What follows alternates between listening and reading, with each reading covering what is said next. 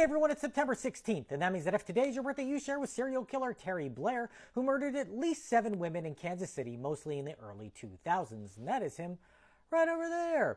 Blair was born in 1961 as the fourth of 10 children to a mother who had dropped out of school in the 9th grade and had a history of mental illness.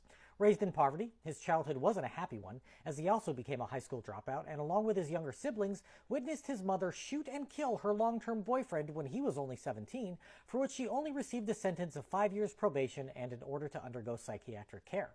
The chaos was just beginning, because 6 months later, one of his brothers was accused of murdering a 16-year-old girl during a robbery, but charges were dropped when a witness refused to testify. The next year, that same brother killed a 21-year-old woman as part of a murder-for-hire plot, a crime for which he was convicted and eventually executed. One of Blair's sisters was charged with murder along with her husband, who eventually would be killed by their son. A decade later, that same sister killed again when she murdered a drug dealer she was dating who threatened to cut off her supply. Around that same time, Blair's older brother was convicted for beating a woman into unconsciousness, and there were numerous drug charges across multiple generations. Let's just say the Blair family is a bit of a mess. Even still, Terry Blair was the worst of the bunch. He was first convicted of murder in 1982 when he killed the pregnant mother of his 2 children when he found out she had been working as a prostitute.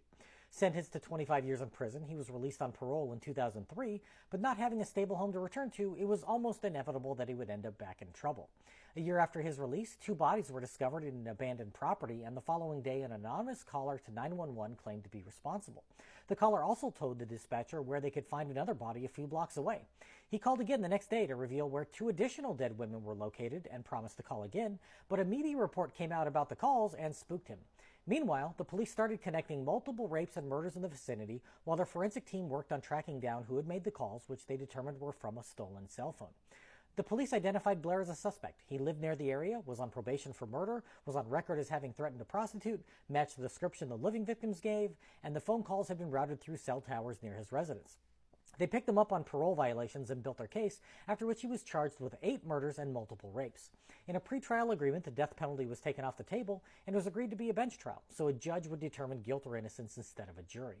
Most evidence was circumstantial, except for a case where his DNA was found on the body of one victim, and experts testified that his voice matched that of the recorded 911 calls. He was convicted of 6 murders and sentenced to life in prison, but to this day denies any involvement. Blair currently resides behind bars in Missouri, where he will likely spend the rest of his days. If this is your birthday, I hope you have a great day. Leave me a comment so I can wish you a happy birthday. If you know someone whose birthday it is today, send them this video so they can find out all about their birthday twin. And to Terry Blair, I say, happy birthday, you bastard.